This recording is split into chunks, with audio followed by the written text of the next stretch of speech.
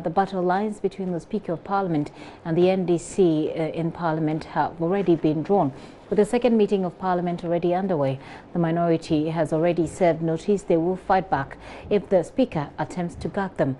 The Speaker's relationship with the minority will be one key thing to watch as serious parliamentary business begins. Now, how is this tension, if not brought under control, going to affect parliamentary proceedings? Executive Director of the African Center for Parliamentary Affairs, ASEPA, Dr. Rashid Draman, joins me on the phone so we can have a quick chat on this. Dr. Draman, thank you so much for your time this afternoon. How seriously can this, let's say, rift between the minority and the Speaker of Parliament affect parliamentary business? Is there even an issue? I thank you very much for having me. I am really surprised because they only came back yesterday. Well, there hasn't been any fresh issue, but we're looking at what happened in the previous sitting of Parliament, and you know the issues, right? The issues that came up between the minority and the Speaker, especially when the minority kept complaining about the Speaker not allowing them to, speak up at times, etc. Now they're starting a fresh slate. We're asking, will the issues that happened in the previous Parliament, rear its ugly head now? Will it even be an issue? Yes, I think the potential exists because you see, we need to understand that what we have, no matter how we look at it, it's supposed to be an inclusive process. So it simply means that while the majority would have the numbers and so on in the House, the minority should be, it should be possible, minority in particular, to participate in a meaningful manner in every single process in the House. And you see, when we talk about celebrating 25 years of democracy, we have said time and again that the only reason why we are celebrating is because we have a parliament. That's the symbol of our democracy. And those in that House, particularly the leadership, have an important duty of ensuring social cohesion. And I think that process of ensuring social cohesion begins with accommodating the minority. And if it is difficult for the Speaker to do that, then perhaps other mechanisms would have to be triggered to make sure that this is possible. However, it's also important that the minority should note that it has a responsibility of ensuring that it creates the opportunities, it creates the environment to be accommodated. It needs to shy away from actions that would make it very difficult for the Right Honourable Speaker to reach out. Because it has to show to all Ghanaians, that is the minority, it is ready to be a responsible minority and act in a statesman-like at all times. So that, what I'm trying to say is that the minority must engage in constructive and responsible opposition by, for instance, not just pointlessly opposing every action of government, but in constructive, counter proposals by ensuring that if they are going to differ from the majority, then they give us a credible alternative. Well, otherwise, we can't continue like this because it's a very big debt on our democracy. What would you say will be the potential effect of any sort of friction between the minority and the Speaker on the essence of their work in Parliament? Sorry, I didn't hear the question. What do you think will be the potential effect, or what could be the effect should there be any sort of friction between the minority and the Speaker on the essence of their work? Will there be an effect on the essence of their work, basically? The effect is quite simple. It means that we are just going to at all times have a one-sided house. Because it's not for nothing that in every democracy there is a minority and there is an opposition.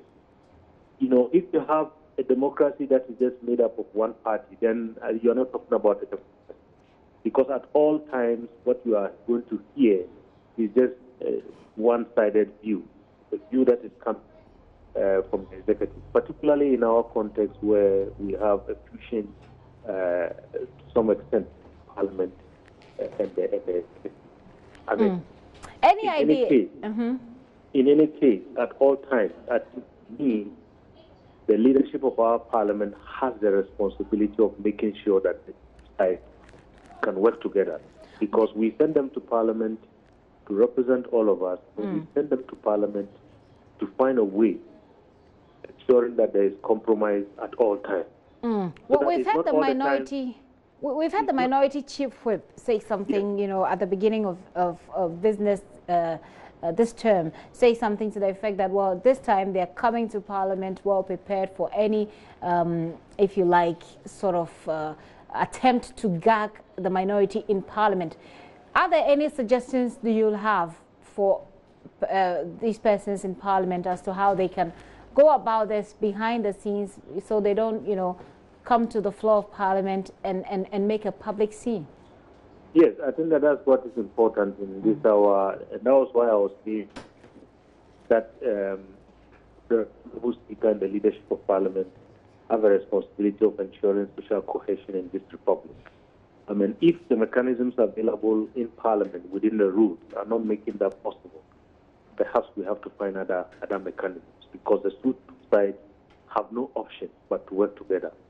Other mechanisms like what? Sorry? Other mechanisms like? Well, other mechanisms like you had suggested earlier, that perhaps maybe some sober reflections behind the scenes, some mechanisms to ensure at all times maybe there is some dialogue, there is some compromise. The minority is not always going to have its way, given that it doesn't have the numbers. But I think the minority should, to some extent, be accommodated. The majority must also understand, despite the fact that it has the numbers, it cannot always have its way.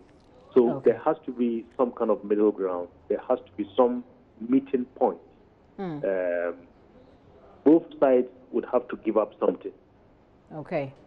Well, finally, Dr. Rashid, before I let you go, what are your own expectations, or what is ASEPA's expectation of Parliament as it resumes, you know, the next session? Well, I think our expectations would be that we hope, you know, there are a number of bills in front of them. One of the most important, the right to information.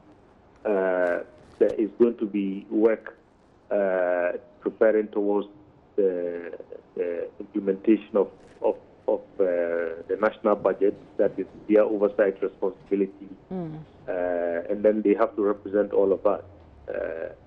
So our expectations are that, you know, in looking at these laws that will come before them, the bills that will come before them, as much as possible, given the constraints that they face, some serious due diligence is done, so that at least when laws are passed, there are opportunities for some serious scrutiny.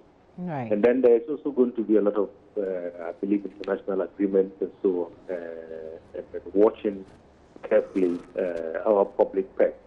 And I think that that's one of the most important responsibilities, so that in doing that, I think they should remember that, they shouldn't put party first.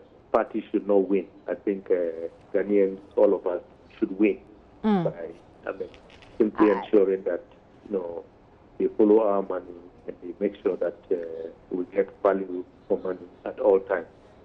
Particularly also in these times when we are all called upon to make sure that we pay our taxes. I think we would expect in return a judicious use of those taxes. Right. And Parliament has a responsibility first and foremost in that regard. Dr. Rashid, thank you so much for your time this afternoon. Dr. Rashid Rahman is the Executive Director for the Africa Center for Parliamentary Affairs there, with his helping us with some analysis of the Speaker's relationship with the minority in Parliament, which wasn't quite smooth the last session.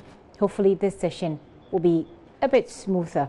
And as Dr. Rahman says, there will be that balancing effect where the minority itself will also be a responsible, as he puts it, a responsible opposition, whereas the Speaker will allow for their views to be heard.